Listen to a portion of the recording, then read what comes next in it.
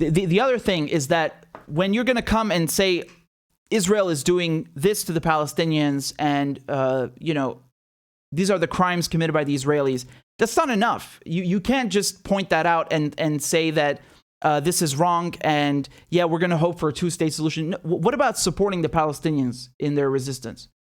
Whatever it is. It's not up to everyone else to dictate to the Palestinians what's the right form of resistance. It's just the Palestinians, everything they do, if they do BDS or you participate in BDS wherever you are, they say, oh, it's anti-Semitic. If the Palestinians, they use their right under international law to take up arms against a foreign military occupation, it's a basic right under international law. They call them terrorists. What about supporting the Palestinians in their resistance? Why does it have to be like a wishy-washy kind of condemnation? Like, oh yeah, this is bad, but you guys are also bad. No, it's not. It's not comparable. It's not equal. You don't come and say, oh, the Nazis are bad, but the French resistance, they're also killing people. What the fuck? What does that mean? That's not comparable. What the fuck are you doing? You want to compare what the Israelis are doing, their heinous crimes, ethnic cleansing, apartheid, occupation, to the Palestinians fighting to survive? How dare you? Have some shame, you pig. And I want to show you one more thing over here. The Israelis, of course, they couldn't resist to call it anti-Semitic. As if, once again, these colonizers from Europe are more Semitic than Palestinians and Arabs, who are, by definition, Semites. Do you understand? They're also Semites. Jews are Semites, and so are Arabs and Assyrians and all the Semitic people who come from the Middle East and speak Semitic languages. And they've monopolized and weaponized this term. So every time you criticize Israel, you're anti-Semitic. This is stupid because, first of all, this is not anti-Semitic. Nothing Amnesty International said is anti-Semitic. And second of all, they're making the word anti-Semitic lose its value. So when you have actual Nazis and anti-Semites who need to be called out for being anti-Semites, the word loses its meaning. And that's the Israelis' fault because they just use it and weaponize it against anyone who criticizes Israel, not Jews, Israel. Zionism, which is a political ideology, it's not a religion. Barely, Zionism is just a little over 100 years old. Judaism is thousands of years old. What are you comparing here? They want to hijack the religion, hijack the ethnicity, and weaponize it for political gain. That's what they're doing. So here's the foreign minister, the Israeli foreign minister, complaining about this report from Amnesty before it even came out. So he hasn't even read it.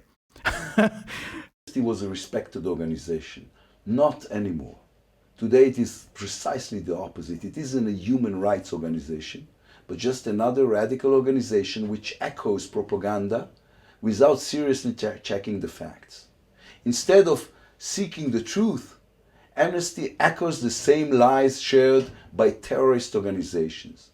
5 minutes of serious examination would be enough to know that the so-called facts in the report published by Amnesty this week are delusional and disconnected from reality.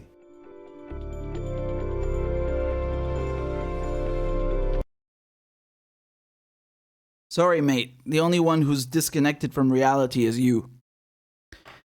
He goes on to say at the end that if hold on, let me pull up the full clip because this was edited for some reason. I really laughed at what he said at the end. That was really hilarious. Take a look at this.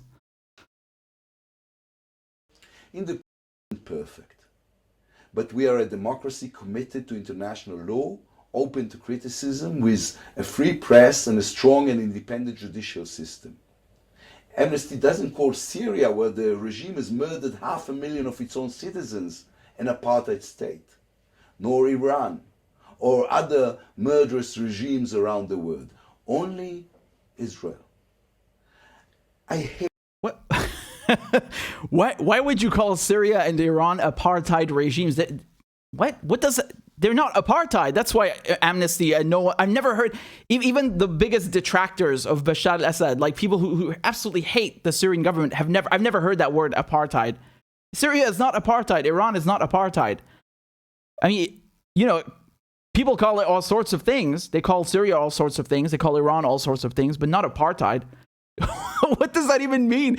What a ridiculous line. And then here comes the anti-Semitism part, of course. Only Israel.